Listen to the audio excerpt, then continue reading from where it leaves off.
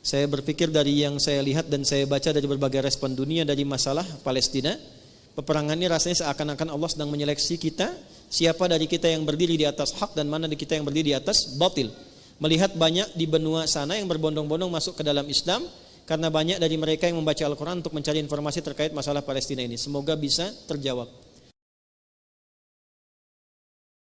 Ibu, bapak, jangankan masalah Palestina, musibah kita sejarang itu pun menyeleksi kita.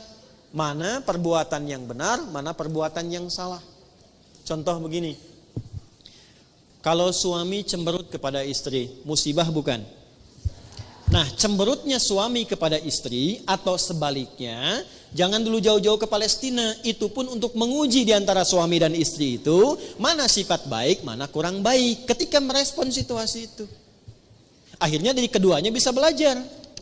Contoh, ini suami S, ini istri I. Maaf, yang cemberut biasanya siapa suami? Ya kan? Istri.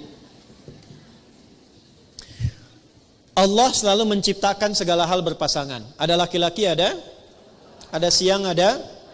Perhatikan, ada cemberut, ada senyuman. Apakah boleh berdoa mengenai calon pendamping hidup dengan menyebutkan nama orangnya? Baik, boleh nggak menyebutkan orangnya? Boleh, tidak ada larangan. Tidak ada larangan. Kalau antum ingin mohon kepada Allah kemudian meminta, silakan. Ya, ud'uni astajib lakum, minta kepadaku, aku akan jawab. Antum ingin dipercepat oleh Allah pengabulan doanya, niatkan untuk ibadah. Ya Allah, pasangkan aku dengan dia ya Allah, supaya aku bisa juga menghafal Quran seperti dirinya yang sudah hafal Al-Quran. Ya Allah, jika memang engkau berkehendak dengan penyatuan ini, jadikan kami ya Allah pasangan yang selalu senantiasa menunaikan salat kepadamu, menjaga dalam kebaikan, menjauhi maksiat. Kami ingin jadi pasangan yang diabadikan olehmu sampai ke surga ya Rabb. Indah. Jadi begitu antum minta kepentingan untuk ibadah, maka Allah akan jaga itu dan mempercepat kemuliaan-kemuliaannya. Disatukan dengan yang terbaik antum. Pernikahan, Anda katakan saya khawatir ketika menikah tidak punya cukup biaya untuk menghidupi rumah tangga. Sementara ada orang tua yang sekarang tengah saya biayai. Saya terjebak di dilema di antara dua cinta. Cinta kepada ibu, cinta kepada calon untuk dinikahi. Mana yang harus diutamakan? Perhatikan janji dan solusi Allah di sini. Lihat kalimatnya baik-baik. Hei orang-orang yang masih single, ya, ayo dorong mereka untuk mau menikah. Dorong untuk mau menikah. Tentunya dengan syarat-syarat yang telah ditentukan dan berlaku syarat ketentuannya. Ingat, tidak semuanya setiap yang sendirian itu menikah. Hati-hati ya, ada ketentuan-ketentuan yang terurut di situ. Ada kemampuan secara, awas hati-hati, secara mental, secara fisik, ada secara materi yang cukup untuk kepernikahannya. Dan turunan-turunan yang lainnya. Sekarang kalau Anda memenuhi itu, maka kata Quran, ayo dorong untuk menikah. Daripada nanti, maaf ya, keadaan Anda tumbuh berkembang, fisik Anda berkembang, emosi berkembang, ada kontrol yang tidak mulia di dalamnya, maka terjebak dalam perbuatan maksiat di situ. Niat itu yang merubah. Yang kedua, niat itu menjadikan kita lebih memotivasi. Yang pertama, membedakan antara ibadah dengan rutinitas. Yang kedua, memberikan motivasi kuat. Jadi kalau orang berniat itu, niat itu di atas tekad. Jadi ada iradah keinginan, di atas itu ada tekad azam, di atas itu ada niat. Jadi kalau Anda ingin bangun, misalnya teman-teman sekalian, saya pengen bangun sebelum subuh, nggak akan kelewat. Ya pasang itu, niatkan bismillahirrahmanirrahim, saya pengen bangun sebelum itu. Lalu atur aktivitasnya. Jangan mengerjakan perbuatan-perbuatan yang menjadikan kita lelah untuk bangun pada akhirnya. Ya, misalnya terlalu malam tidurnya mengerjakan perbuatan yang tidak, aktivitas yang tidak produktif misalnya kan, yang tidak banyak bermanfaat lah. Ya, Anda bisa contohkan sendiri kan, banyak sekali ragamnya.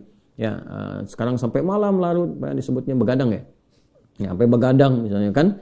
Ya, makanya kan sering diingatkan, begadang jangan begadang. Kalau tiada artinya. Ya, boleh aja begadang boleh saja kalau ada perlunya gitu kan.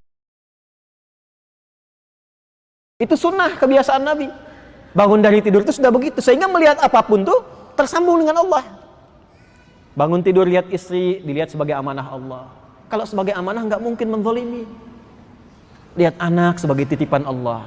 Kalau sudah melihat sebagai titipan Allah, nggak mungkin tuh diabaikan. Nggak akan pernah disekolahkan di tempat yang jauh dari Allah. Nggak akan dibelikan pakaian yang terbuka auratnya karena takut dengan Allah. Pulang ditanya. Dibiasakan begitu. Nah, orang yang sehat ketika dia mengerjakan sebuah amal soleh, maka ketika benar amal solehnya, amal soleh itu otomatis akan menggerakkan tubuhnya untuk mencegah dia berbuat salah. Saya contohkan begini. Salat amal soleh bukan? Soleh. Apa fungsi salat? Quran surah ke-29 ayat ke-45. Innas salata tanha 'anil fahsya. Kalau ada orang salat dan benar salatnya, itu otomatis salat yang dia kerjakan akan memberikan pengaruh pada tubuhnya untuk mencegah dia dari berbagai tindakan-tindakan maksiat. Fahsya, maaf, zina, selingkuh, LGBT, porno aksi, pornografi itu fahsya. Mungkar, mencuri, bergosip, menuduh, merendahkan, berselisih itu mungkar. Jadi kalau orang benar sholatnya, amal soleh lewat sholat ini, dia akan otomatis mencegah pelakunya berbuat salah. Ya kan? Maka sesuai dengan pertanyaan tadi, jangan kita jauh melihat ke Palestina. Semua kegiatan yang Allah ujikan kepada kita, dari harta, rumah tangga, anak, persoalan suami istri, sesungguhnya itu untuk menyeleksi di antara kita mana kejadian-kejadian itu yang membuat kita lebih baik. Itulah rumus Quran surah ke-67 di ayat yang kedua. Alladzi khalaqal mauta wal hayata liyabluwakum ayyukum. Dialah Allah yang menjadikan semua kejadian dalam kehidupan ini. Baik kita melihat yang wafat di Palestina, banyak yang dibom, kehilangan segala hartanya, kehilangan nyawanya, bahkan kehilangan sebagian dari perhatian dunia. Untuk apa? Untuk melihat mana orang-orang yang memang punya nilai-nilai kebaikan dan mana orang-orang yang belum bisa memunculkan sifat-sifat baik itu. Sekarang kita bisa melihat. Jangan pernah mengambil hak orang lain. Allah kasih 2013, alhamdulillah. Saya bilang, kita tidak harus mengambil hak orang lain, tapi kita meminta kepada Allah yang memanggil kita. Boleh jadi Allah akan berikan tambahan kuota pada tahun ini. Doa lagi, minta, datang ke masjid. Tiba-tiba ada sidang Oki di Istanbul saat itu, keputusan 1/1000. Setiap ada 1000 muslim, satu kuotanya. Saat itu Indonesia dapat tambahan 22.000, termasuk ibu saya ada di situ. Ya, acara malam Al-Qadar 27 Ramadan, malam masih ingat betul, saya jadi MC dengan rektor pada saat itu.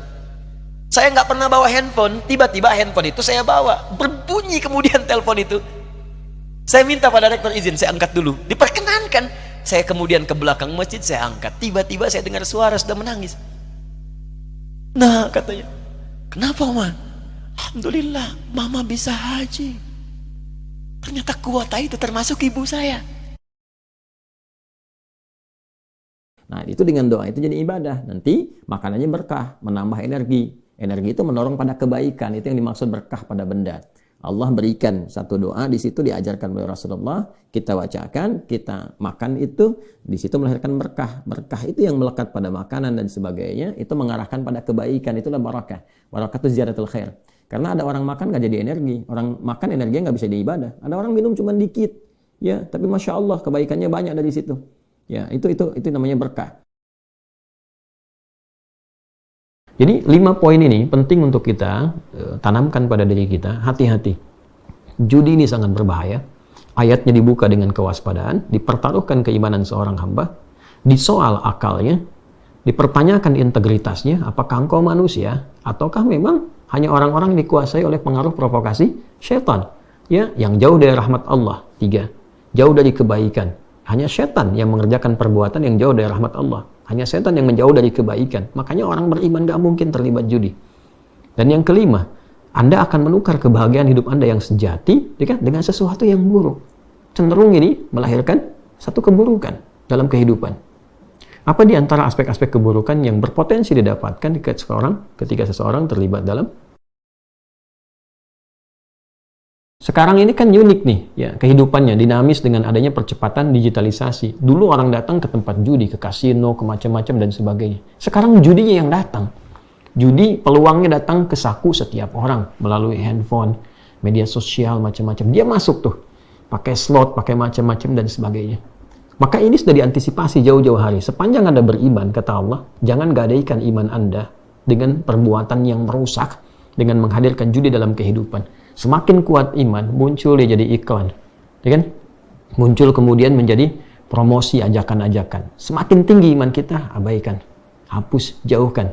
Ya, jangan sampai masuk ke dalam handphone, diinstal dan terlibat di dalamnya. Mendekati aja nggak boleh. Yang mau menjerumuskan dirinya dalam judi. Jadi ketika seorang insan mengaku beriman, ikut dia partisipasi dalam judi itu, apapun bentuknya, maka pada saat yang bersamaan dia sedang menjauhkan dirinya dari rahmat Allah Subhanahu wa taala. Ya, jadi imannya disoal, akalnya disoal, dia sedang terjauh dari rahmat Allah Subhanahu wa taala dan dia sedang terjauh dari sifat-sifat kebaikan. Ya, maka bagian akhirnya fajtanibuhu la'allakum tuflihun. Maka hindari. Ini kan kita yakin betul ini bermasalah, hindari supaya engkau cenderung bahagia. Maka poin kelimanya, orang-orang yang terlibat dalam judi sesungguhnya hidupnya jauh dari kebahagiaan.